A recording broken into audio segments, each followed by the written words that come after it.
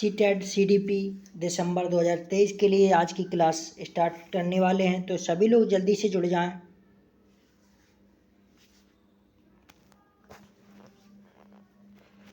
CTET exam में जो pedagogy के प्रश्न पूछे जाते हैं और प्रीवियस ईयर के प्रश्न इस क्लास में लिए गए हैं।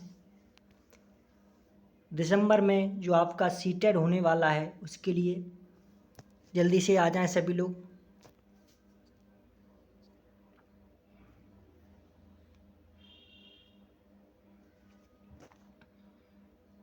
पहला प्रश्न स्क्रीन पर देखें। नूर विद्यालय में अपना लंच बॉक्स लाना भूल गई तथा यह कहते हुए त्यान्या से उसका लंच साझा करने के लिए कहा, तुम्हें आज अपना लंच मेरे साथ साझा करना चाहिए क्योंकि कल मैंने तुम्हारे साथ अपना लंच साझा किया था। तो लॉरेंस कॉल्वर के नैतिक विकास के सिद्धांत के अनुसार नूर का कथन अभिविन्यास प्रारूप को किस अवस्था को दर्शाता है?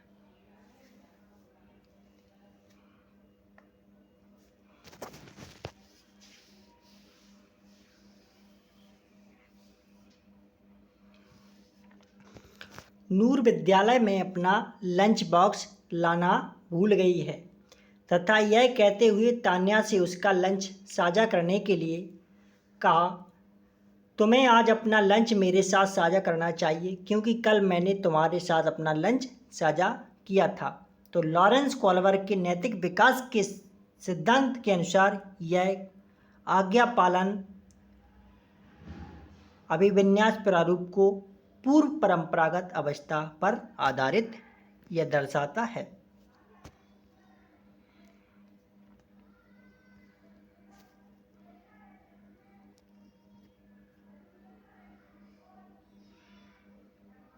अगला प्रश्न है, समाज में विभिन्न लिंगों के लिए उपयुक्त मानी जाने वाली प्रारूपिक विशेषताओं के बारे में जन सामान्य की अवधारणाओं को क्या कहते हैं?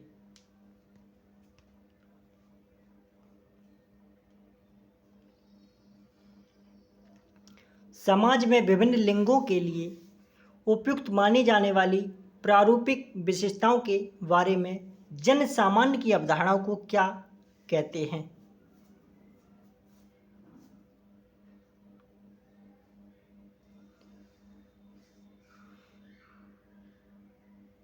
इन अवधारणाओं को कहा जाता है जेंडर रूढ़िवादिता।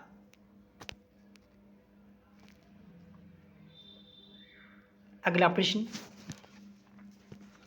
हाल ही में पाठचर्या में ऐसी कहानियों को शामिल करने के लिए विवेकशील प्रयास किया गया है कि जिसमें पिता घर के कार्यों में लगा रहता है और माता साहसी गतिविधियों को करती है। यह कदम किस लिए महत्वपूर्ण है?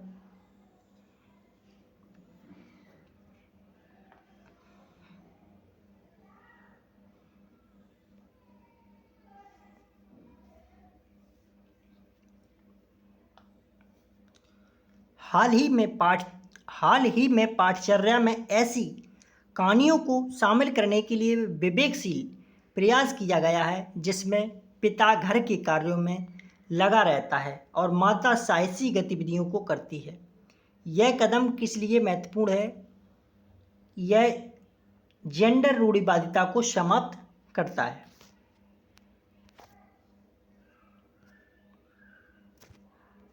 अगला प्रश्न, वाइगोस्की के अनुसार जब एक वयस्क बच्चे के निष्पादन के वर्तमान स्तर को सहयोग द्वारा विस्तारित करता है तो इसे क्या कहते हैं?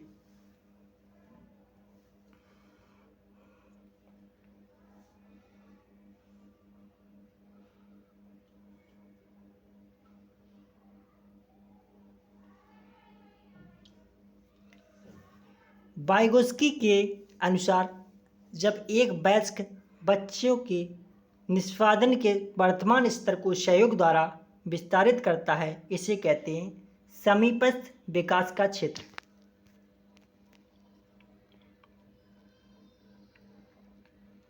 अगला प्रश्न, जीन पियाजे के संज्ञानात्मक विकास के सिद्धांत के अनुसार परिकल्पित निगमनात्मक तर्क किस अवधि में विकसित होता है?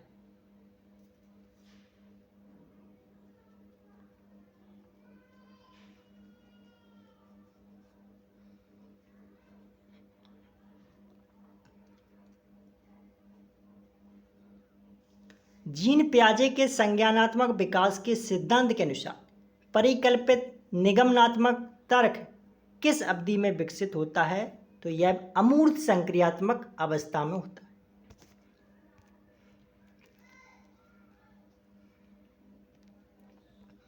अगला प्रश्न,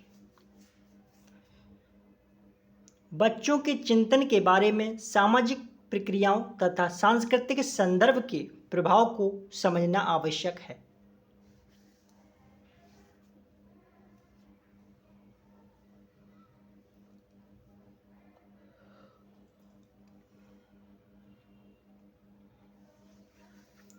बच्चों के चिंतन के बारे में सामाजिक प्रक्रियाओं तथा सांस्कृतिक संदर्भ के प्रभाव को समझना आवश्यक है।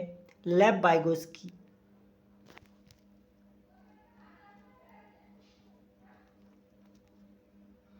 अगला प्रश्न, पियाजे के संज्ञानात्मक विकास के सिद्धांत से निहितार्थ निकालते हुए एक ग्रेड 6 से 8 के शिक्षक को अपनी कक्षा में क्या करना चाहिए?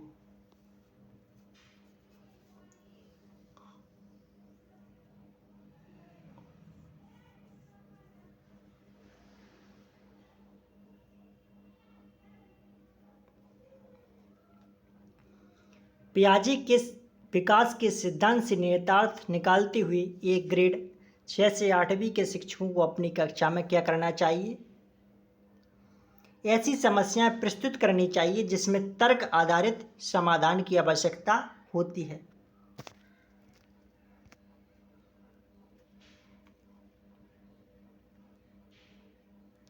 अगला प्रश्न, हॉवर्ड गार्डनर के बहुबुद्धि सिद्धांत के अनुसार तार्किक गणितीय बुद्धि वाले एक व्यक्ति की क्या विशेषताएं हो सकती हैं?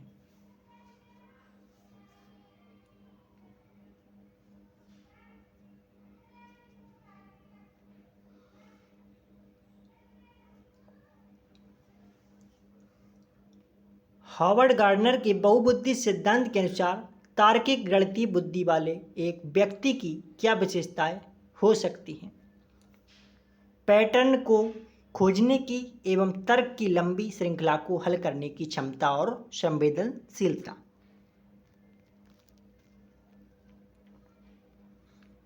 अगला प्रश्न, वह प्रक्रिया जिसके द्वारा बच्चे आदतों, कौशलों, मूल्यों तथा अभिप्रेरणा को विकसित करते हैं और जो उन्हें समाज का जिम्मेदार एवं क्रियाशील सदस्य बनाती है, उसे क्या कहा जाता है?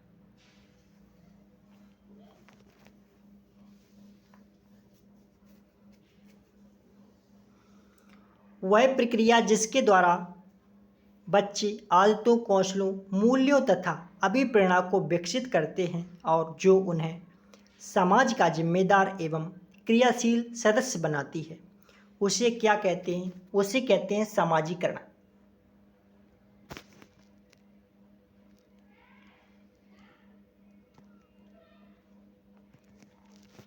अगला प्रश्न, मानव विकास के संदर्भ में आनुवंशिकता तथा पर्यावरण की भूमिका के बारे में निम्नलिखित कथनों में से कौन सा सही है? मानव विकास के संदर्भ में आनुवंशिकता तथा पर्यावरण की भूमिका के बारे में निम्नलिखित कथनों में से कौन सा सही है?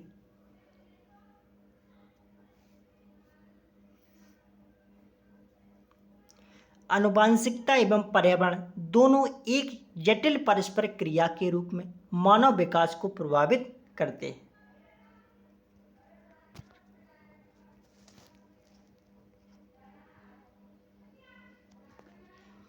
अगला प्रश्न, एक प्रगतिशील कक्षा में कैसी होनी चाहिए? एक प्रगतिशील कक्षा में विद्यार्थी के द्वारा ज्ञान की संरचना की जाती है।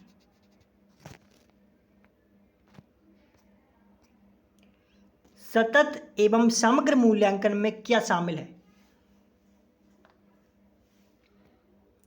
सतत एवं समग्र मूल्यांकन में क्या शामिल है? तो सतत एवं समग्र मूल्यांकन में शामिल होता है विविध प्रकार की रणनीतियों का प्रयोग करते हुए दोनों संरचनात्मक एवं संकलनात्मक आकलन का प्रयोग।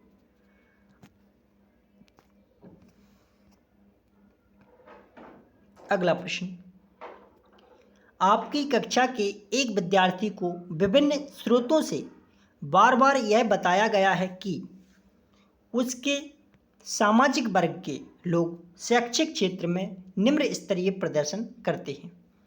इस रूढ़िवादिता एवं परिणामिक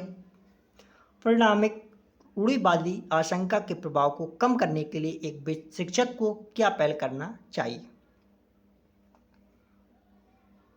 शिक्षक को पहल करना चाहिए कि विभिन्न सामाजिक वर्गों के रोल मॉडल से संबंधित कहानियों एवं उदाहरणों को प्रस्तुत करना।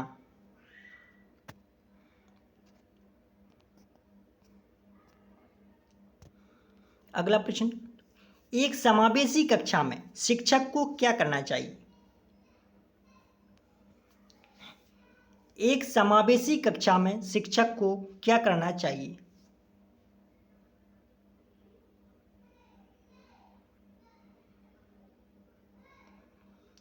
एक समावेशी कक्षा में शिक्षक को क्या करना चाहिए? यह विश्वास करना चाहिए कि प्रत्येक बच्चे में अपनी योग्यताओं एवं शक्ति के अनुसार सीखने की क्षमता है।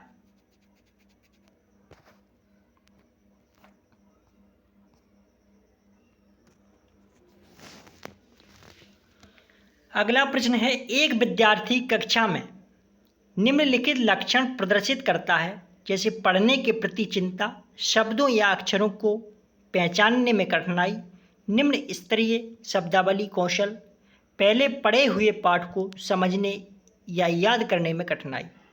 ये किसके सूचक हैं?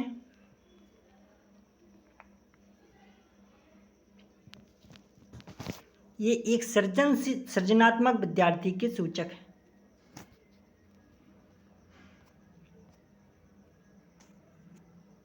अगला प्रश्न, एक शिक्षक एक समावेशी कक्षा में विशेष योग्यता वर्ग वाले अधिगमकर्ताओं की आवश्यकताओं को किस प्रकार से बता सकता है या संबोधित कर सकता है?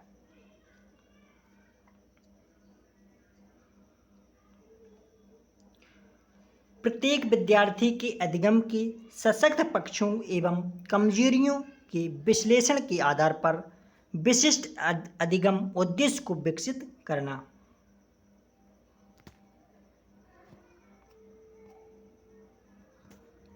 अगला प्रश्न,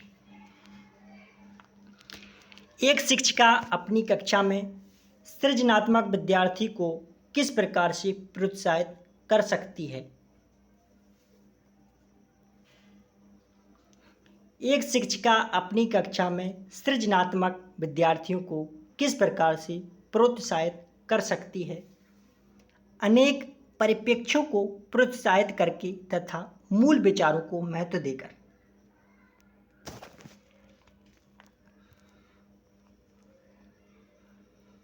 अगला प्रश्न,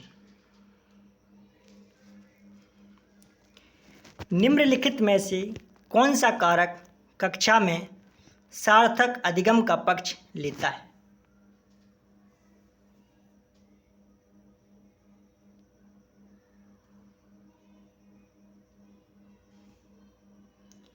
निम्नलिखित में से कौन सा कारक कक्षा में सार्थक अधिगम का पक्ष लेता है? विषय वस्तु तथा बच्चों के संपूर्ण कुशल क्षेम एवं अधिगम के प्रति सच्चा सरोकार रखना।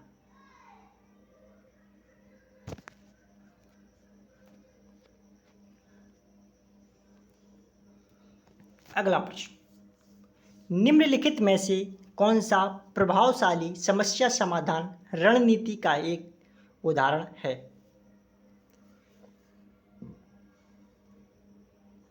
समाधान के मूल्यांकन पर बिल्कुल ध्यान नहीं देना, क्रियात्मक अनम्यता, एक वस्तु के केवल परंपरागत कार्य पर ध्यान देना, प्रतिक्रिया निर्धारण, समस्या प्रस्तुतिकरण के एक ही आयाम में सीमित रहना, या फिर साधन साध्य विश्लेषण, समस्या को अनेक उपलक्ष्यों में विभाजित करना।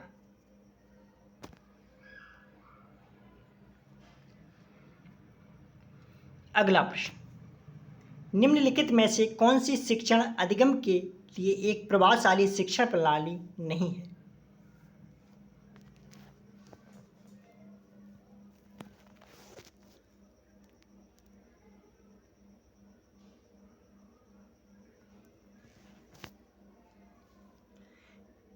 दिए गए ज्ञान को दोहराने पर केंद्रित करना ये नहीं है।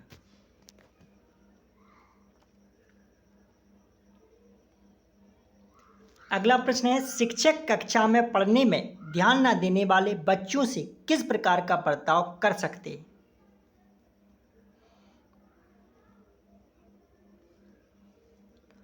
शिक्षक कक्षा में पढ़ने में ध्यान न देने वाले बच्चों से किस प्रकार का बर्ताव कर सकते हैं?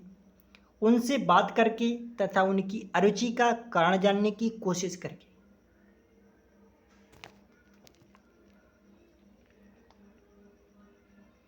अगला प्रश्न, संरचनावादी उपागम बताता है कि ज्ञान की संरचना के लिए अत्यंत आवश्यक है। संरचनावादी उपागम बताता है कि विद्यार्थियों का पूर्व ज्ञान ज्ञान की संरचना के लिए अत्यंत आवश्यक है।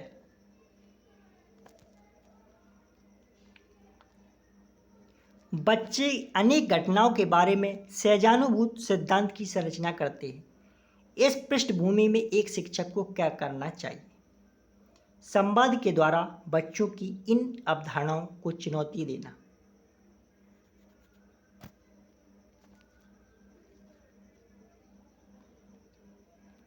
अगला प्रश्न, संज्ञान एवं संवेग के बीच किस प्रकार संबंध है?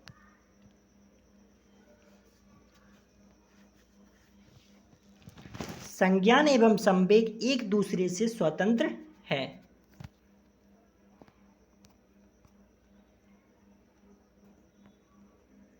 निम्नलिखित में से कौन से कारक अधिगम को प्रभावित करते हैं?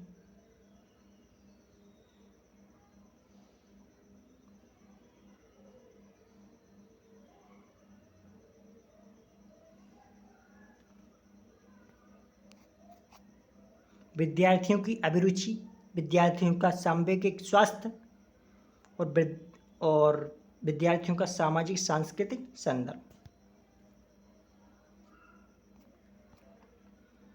अगला प्रश्न है, निम्नलिखित में से क्या ज्ञान की सार्थक संरचना की प्रक्रिया का एक महत्वपूर्ण पहलू है?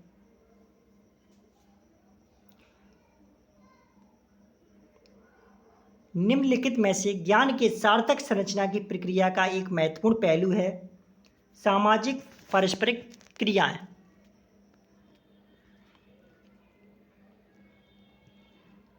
अगला प्रश्न, जब विद्यार्थी पुरस्कार पाने की इच्छा से बार बार किसी गतिविधि को करने का निर्णय लेते हैं, जैसा कि एक प्रयोग का नियोजन एवं संचालन करना जो कि प्रत्यक्ष रूप से उस गतिविधि से संबंधित नहीं है, जैसा कि एक स्टार या बैज प्राप्त करना, ऐसी स्थिति में क्या संभावना उत्पन्न होती है?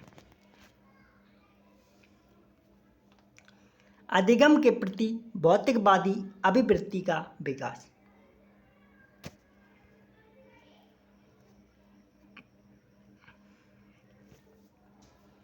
अगला प्रश्न, बाल्यावस्था की अवधारणा से क्या अभिप्राय है?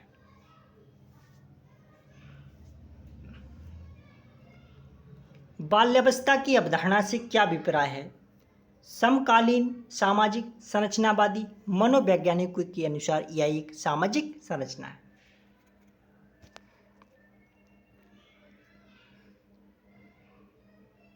अगला प्रश्न है, निम्नलिखित में से कौन सी मध्य बाल्यावस्था की विशेषता है?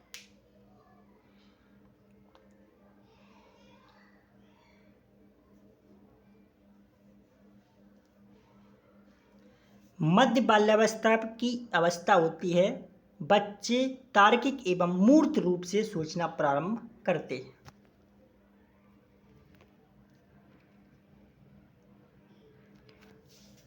परिवार एवं पास पड़ोस बच्चों के सामाजिकरण की प्राथमिक एजेंसियां होती हैं। आप सभी लोगों ने यदि चैनल को अभी तक सब्सक्राइब नहीं किया है तो चैनल को सब्सक्राइब कर लेना। सीटेट एग्ज़ाम जो दिसंबर में होने वाला है सीटेट, उसके लिए सीडीपी क्लास प्रतिदिन आप लोगों के लिए प्रोवाइड कराई जा रही है। अगली क्लास में फिर मिलती हैं, तब तक के लिए सभी लोगों को हमारी ओर से नमस्कार, धन्यवाद, थैंक यू।